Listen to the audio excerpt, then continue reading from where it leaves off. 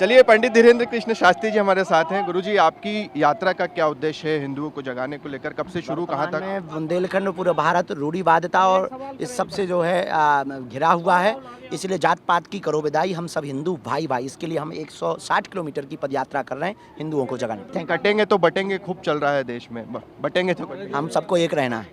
Thank you. Pandit Dhirendra Krishna Shastri हमसे बातचीत कर रहे थे। 21 तारीख से पदयात्रा शुरू कर रहे हैं और उनका कहना है कि हिंदुओं को जगाने की ये पदयात्रा है, जात पात इस देश से खत्म करना चाहते हैं और उसी को लेकर 21 तारीख से 29 तारीख तक ये यात्रा शुरू होगी। जात पात की करो विदाई, हम सब हिंदू भाई भाई, जात पात और भेदभाव को जड़ से हमें मिटाना है, हमें भारत भव्य बनाना है। इसी विषय को लेकर हिंदुस्तान में रहने वाले लोगों को हिंदुस्तानी होने का गर्व हो, इस बात को पुष्ट करने के लिए इस देश का सबसे बड़ा जहर है जात पात, ऊंच नीच, भेदभाव, और गांव-गांव में ये रूढ़िवादिता बहुत है, गांव-गांव में अंधविश्वास बहुत है। तो एक जन जागृति संकल्प को लेकर के हमने विचार किया कि सब लोग हमसे मिल पाते हैं, पर हम बिछड़े और पिछड़े लोगों से नहीं मिल पाते हैं। इस देश में कोई भी लड़ाई होती है तो या तो ये ब्राह्मणों से होती है, या क्षत्रियों से होती है, या वैश्यों से होती है, या शुद्ध वर्ण से होती है, कोई भी हिंदुस्तानी से नहीं होती। ना कोई हिंदू बनने को तैयार है, ना हिंदुस्तानी बनने को तैयार है। आने वाले 10-20 साल बाद एक ऐसा समय आएगा कि हम 90% से 80 के नीचे आ गए, और वो लोग मतलब इस्लाम धर्म के लोग अपनी जनसंख्या इतनी तेज से बढ़ा रहे हैं कि वो लोग 6% से 22% के ऊपर पहुंच गए। धीरे धीरे हम भारत में अल्पसंख्यक होंगे। लगभग 65 देश हैं इस्लामों के, 95 से ज़्यादा देश हैं ईसाइयों के, पर पूरी दुनिया में एक भी ऐसा देश नहीं है जो हिंदुओं के लिए हो। Suriname, Cambodia, Indonesia, Nepal, Fiji, Mauritius, इन देशों में रहने वाले हिंदुओं पर वहाँ की सरकार अगर अत्याचार करती है, आज जैसे कनाडा में कर रही है, और अगर उनको भगा दिया जाता है, तो हिंदुओं के लिए एक भी जगह नहीं है जहाँ वो सुरक्षित रह सकें। इस बात को लेकर के अब हमने ठाना है 21 नवंबर से 29 नवंबर तक हिंदुओं को जगाने के लिए हम 160 किलोमीटर की राम राजा ओरछा तक बागेश्वर धाम से पदयात्रा कर रहे हैं। बिछड़े और पिछड़े लोगों को गले लगाएंगे और हम भिक्षा मांगेंगे कि हिंदू एक हो जाओ, और हम सब हिंदू एक हैं, इस बात की भिक्षा मांगेंगे। एजे किसी भी राजनेता के ऊपर हमने ना आज तक टिप्पणियां की है, ना कोई जवाब दिया है। हमारे स्वभाव में है, क्योंकि हमारा रास्ता एक अलग है, आध्यात्मिक रास्ता है। पर अगर वो एज ए मुख्यमंत्री, जो माननीय उत्तर प्रदेश के मुख्यमंत्री, अगर उन्होंने महात्मा होने के नाते ये नारा दिया, कट्टर हिंदू होने के नाते, बहुत अच्छा दिया। लोगों ने अपने अपनी दृष्टि से देखा, हमने इसको ऐसे देखा कि अगर हम भारतीय आपस में बटेंगे तो चीन वाले हम लोगों को काटेंगे, पाकिस्तान वाले हम लोगों को काटेंगे, हम लोगों को विदेशी ताकतें काटेंगे, और सही भी है। इसीलिए भारत के प्रधानमंत्री ने कहा एक रहेंगे सेफ रहेंगे। पर एजे अगर कोई पॉलिटिकली बयान कहो तो इस पर हमारी कोई टिप्पणी नहीं, पर हिंदुस्तानी होने के नाते ये टिप्पणी है कि हम भारतीयों को बटना नहीं है, बटेंगे तो सच में। लेकिन घुसपैठिए लगातार आ रहे हैं, घुसपैठियों को लेकर के भी चर्चा चल रही है कि घुसपैठियों को बाहर करना चाहिए।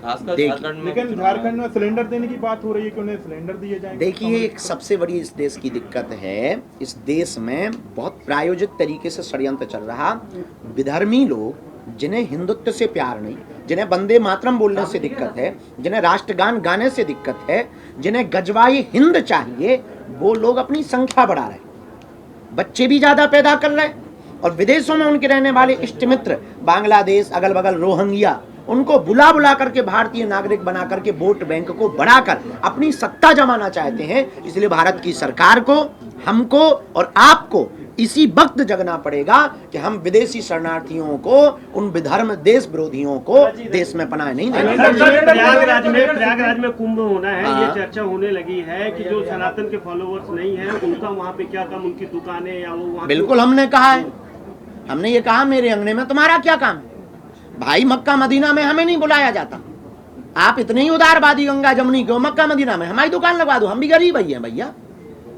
आप इतने भारत में हिंदू गरीब हैं, आपकी मजारों के सामने हम लोगों की दुकानें नहीं लगती, तो मेरे अंगने में तुम्हारा क्या काम। आपको त्रिवेणी का ज्ञान नहीं, संगम का ज्ञान नहीं, संतों के मान का पता नहीं, कथा का आपको पता नहीं, संतों की महिमा का पता नहीं, खालसा क्या होते हैं, पंथ क्या होते हैं, इसके बारे में आपको पता नहीं, तो आप वहां जाकर के करोगे क्या? धंधा करके मूत्र कांड करोगे, थूक कांड करोगे? इससे बेहतरीन ये है, मेरे अंगने में तुम्हारा क्या काम? हम तुम्हारी मस्जिदों में नहीं घुसते, तुम हमारे, और हमारे हिंदू तुम्हारी मस्जिदों में घुसे जूते मारो।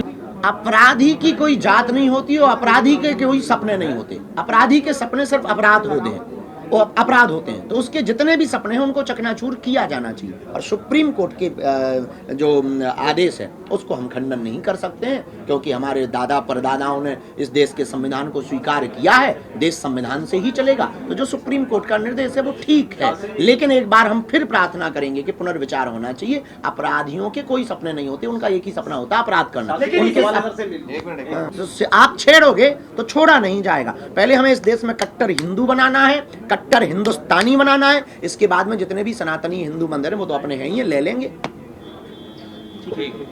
और कोई बात। इसलिए पदयात्रा में सभी हिंदुओं को अब करो या मरो की बारी है। भारत पर संकट भारी है, इसलिए अब घर से बाहर हम हिंदुओं को निकलना होगा। तौकीर रजा ने कहा है कि हम जाम कर देंगे, वो कानून की रूह कांप जाएगी, हिंदुओं की रूह कांप जाएगी। तौकीर रजा को हम धन्यवाद दे रहे हैं कि तुमने हिंदू जगाने के लिए एक नया संग्राम छेड़ा है। तुम कह रहे हैं कि हम जो है दिल्ली तक, जयपुर से दिल्ली तक आएंगे और जाम करेंगे और हिंदुओं की रूह कांप जाएगी। तौकीर रजा साहब, ये देश संविधान से चलेगा, कानून से चलेगा। तुम कह रहे हो कि तुम जाम करोगे तो रूह कांप जाएगी, हम भी आएंगे तो तुम्हारी भी। सियावल रामचंद्र की जय। बीसीसीआई ने फैसला लिया है कि जो चैंपियनशिप है क्रिकेट की, इंडियन टीम पाकिस्तान नहीं जाएगी, किस तरह से देखते हैं आप? अब देखिए, पाकिस्तान इसलिए नहीं जाएगी, बेचारे भिखमंगे हैं और उनकी हालत ठीक नहीं है। कल के दिन खान पान व्यवहार ठीक ना हो पे तो अपन बेइज्जती करने थोड़ी जाएंगे, भूखे मारने थोड़ी जाएंगे। ठीक निर्णय लिया है, पाकिस्तान क्यों जाए, क्या जरूरत है? उसने हर बार धोखा दिया है, हर बार उसने वादे तोड़े हैं, कितने समझौते नहीं हुए, हर समझौते को उसने तोड़ा है, जितने समझौते हुए सब तोड़े हैं। क्या ठिकाना हमारे यहाँ के उन लोगों को भी किडनैप कर ले, उनका कोई ठिकाना नहीं है, भरोसा नहीं है। पहले वो भरोसा जीते, शरण में आवे, इसके बाद अभी वो दूसरे के दम पे जिंदा है, चीन के दम पे जिंदा है। पहले वो भारत की शरण में आवे, इसके बाद में देखा जाएगा।